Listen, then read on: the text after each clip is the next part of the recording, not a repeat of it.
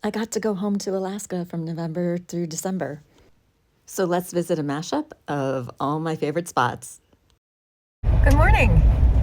It is the most glorious morning right now because it's been raining and snowing the whole time I've been here. I've hardly seen the sky. Last night I actually saw stars, so that was exciting. I thought it'd be a really good morning to go to Chilkoot Lake. With wispy clouds and zero winds, it's the perfect time. And you know what's super cool? I'm the only one here. This is a glacially fed lake that, when the weather is perfect, it is like glass and it has the best reflections. I hoped the lake would freeze so that I had a chance to skate, but that didn't happen. I'll just have to look back on memories from the last time I skated, with ice so clear you could see the bottom, mountains reflected for 3 miles in one direction and 1 mile across. One of my favorite things to do is spin, but I also love to see the cloudy ice surrounded by clear ice and rosettes of hoarfrost that are large as my fist. 6 inches deep, we had these beautiful bubbles. It was just magnificent. Sometimes the wind blows this water up into whitecaps. And then other days, the snow-capped peaks give way to misty clouds reflecting on glass-like water. I can't help but appreciate how this lake changes from day to day, and sometimes minute to minute.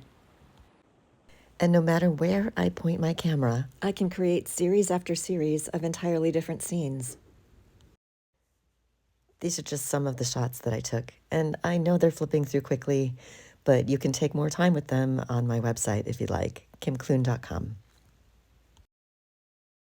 3 miles away at the far end is where the glacier is that carved this lake. And at this end are the headwaters for Chilkoot River. Now, the Chilkoot River is about a mile long, and it cuts through the moraine, which is where the receding glacier paused for a moment, deposited a lot of rock and sand, and then continued to recede.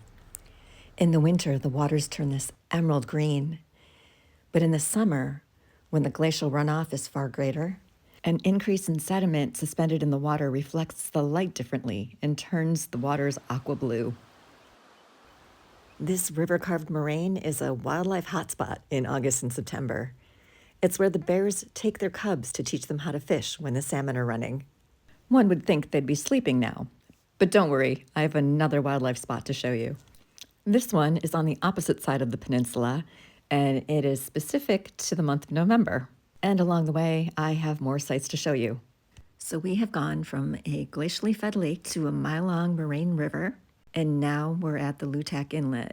The Lutak Inlet is one of 5 fingers branching off of the Lynn Canal. Misnamed, this is actually a fjord, and it's 90 miles long and over 2,000 feet deep.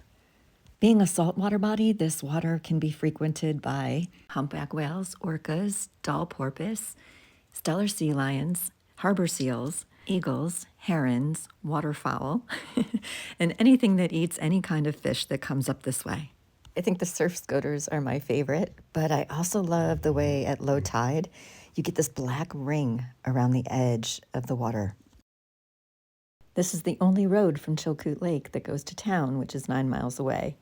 Driving at the base of a mountain in a rainforest is always a tricky proposition. Heavy rains create waterfalls that freeze and loosen rock. And when that happens, sometimes that rock slides right into the middle of the road. I know, and I'm going to go this way. Go through the, yeah. I don't know that we should go. I don't know that we're going to get home. Thankfully, today, we have none of these problems. But we do have another one. One of the biggest problems for this photographer is making it from point A to point B without making a pit stop. This is Tanani Point, and the light is so spectacular right now, I had to stop and show you. How do you say no to this? Oh, hello, little seal friend. The sun is beautiful, but the water, those stones and the mist, unbelievable.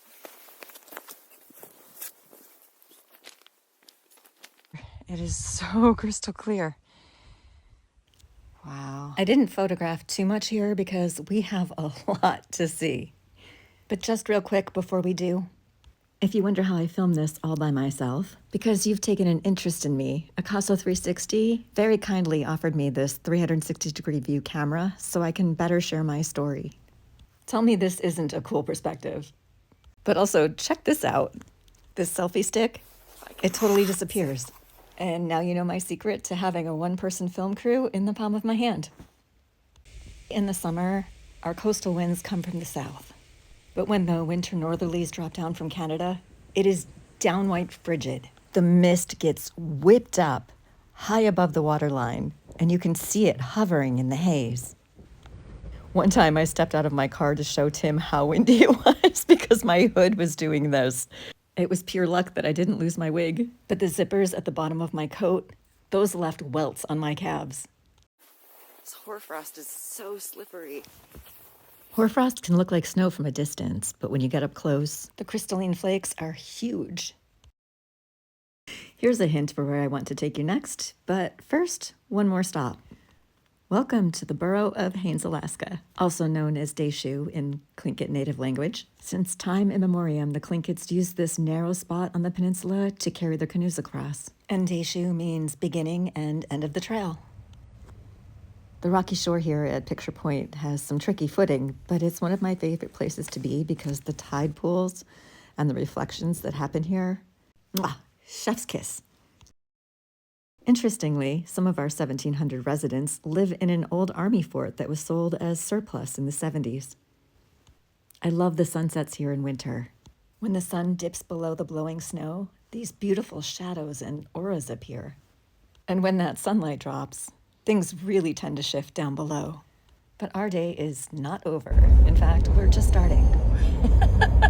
It's 3 degrees. I know that's not that cold given it's colder in other parts of the country, but it's cold to me all the same. It's time for us to round the horn and go about 25 miles up the Chilkat Valley.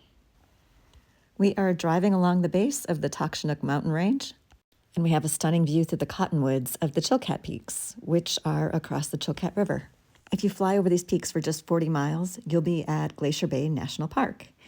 And if you follow this road for 40 miles, you'll reach the Canadian border at British Columbia. Yep, the only road in and out of Haines requires a passport. We don't have to go that far. What I'm after is exactly in front of us. The Chilkat Valley, it's also known as the Valley of the Eagles. These guys. In November, we've been known to get as many as 3,600 eagles coming for a last salmon run. Where 3 rivers converge, it's the last place to freeze. So it's the best place for these guys to feast. And photographers like me, they come from all over the world to see this. We aren't at the council grounds yet, but these 2 outliers, they were so close to the road. It was easy to get a blue background behind them from one perspective, but then I could shift to the right and get those cottonwoods behind. And with that morning sun, these eagles just popped against the background. Then I shuffled just a little bit more, shooting closer into the sun, and got this glorious golden hue. I was careful because I had seen bear tracks, but as I walked my way over here, I could see why the eagles were so satisfied. They had made short work of this salmon, masterfully picking at it from all sides according to the footprints. And I think at this point, they're just hanging out content and digesting. There you have it. Rose gold mornings are my favorite. It's when the sun sits so low on the horizon still and casting that warm, magical glow all over everything. And if you can find some droplets or ice crystals or snow that captures that light, it makes it even more magical. Equally sweet are the rose hips that have been storing sugars all winter long to survive the cold. While I love the wildlife, I love the environment just as much. And everywhere you look, there's an eagle nest, or there's an eagle down a river, there's an eagle on a log. They're everywhere. But they're not the only thing. They're being supported by this incredible environment. I also love mornings that are more blue and white. They have a serenity about them. When the mist layers itself across the mountains, you've got a softness that you could never otherwise have. I think this moose might agree. Stopping for another eagle, I noticed fresh bear tracks. And I went to pan them with my camera. No big deal, no bear in sight. But when I turned back toward my car, my eye caught a glint of brown fur, and it scared the heck out of me. Moose are not notoriously friendly animals. and this one was between me and my car. Unfortunately, I realized that a car was probably what her problem was. I think she'd been hit. I was searching for the ranger's phone number when another photographer arrived, and he had it on his phone. Although no one answered, Ranger Jock drove by, so we were able to flag him down. Close your eyes if you don't want to see this part. I'll tell you when you can look. The moose was getting more distressed. She's under a lot of pain, huh? You're not gonna want to be here for what I've got to do, okay? I just got the ranger's partner to come help. They just dispatched that moose. I just heard the shot. I'm so relieved she's out of her misery, but also that the bear didn't come. With all the photographers around, that could have been a nightmare for everyone, especially the animals. Hey, hold on. It's out of the water. Oh, you got it. Keep going. This moose did not go to waste. Jacques sat with her until a church group came and harvested her meat. She fed a lot of people. Good. Well, I'm just so glad her soul is free and she's no longer suffering. Okay, you can open your eyes now. The state of Alaska created the Chilkat Bald Eagle Preserve in June of 1982. It protects 48,000 acres of critical habitat involving 3 watersheds, the Chilkat, the Klukwan, and the Chilkoot Rivers. By protecting and sustaining natural salmon runs, this perpetuates one of the world's largest concentrations of bald eagles. We are just south of the Tlingit village of Klukwan, which means Eternal Village. It was settled by Raven Clan men and Eagle Clan women predating written history. As you look around, you can tell they chose this location after observing the survival of apex predators in such a biologically rich environment. And these eagles were proof positive that there would be a food source through November and December.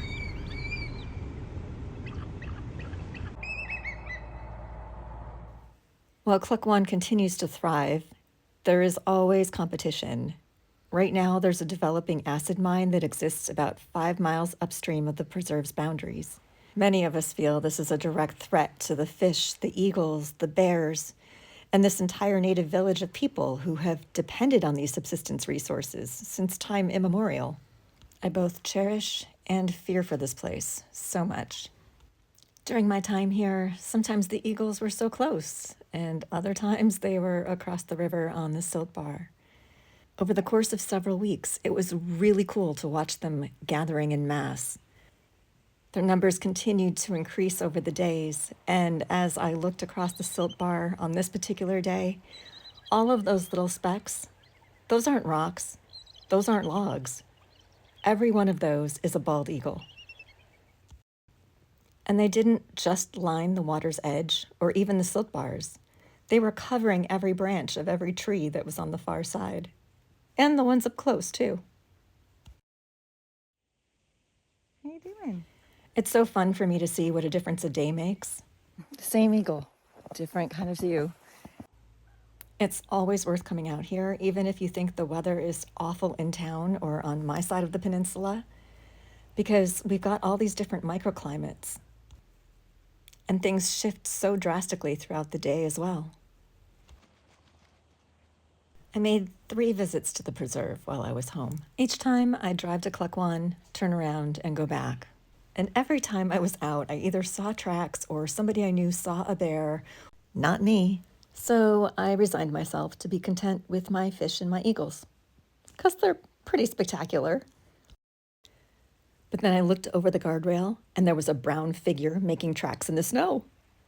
I found him.